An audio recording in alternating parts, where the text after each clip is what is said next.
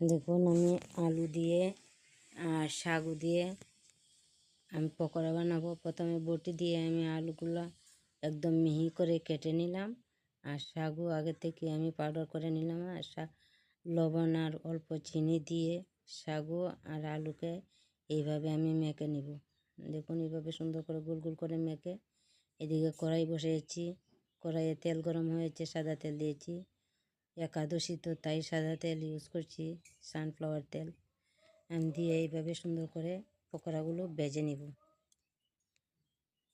তো আমি আলু কীভাবে কাটলাম বটি দিয়ে এটা স্কিপ করেছি, আপনাদের সাথে শেয়ার করতে পারছি না। দেখুন আমি এইভাবে সুন্দর করে পকোড়াগুলো ভেজে নিলাম, সবগুলো পকোড়া। এদিকে সবজি আমি সবজি সিদ্ধ করছি, এদিকে বাদাম সিদ্ধ করছি একাদশীর জন্য।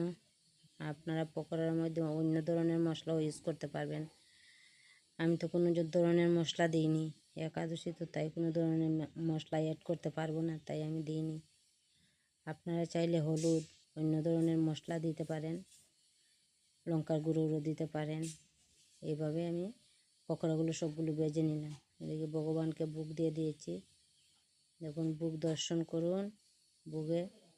ভোগ দর্শনে 2 ভোগ কাটে। শুভ অপরা একাদশী। আমার ভিডিও অতটুকু পর্যন্তই, এই পর্যন্তই।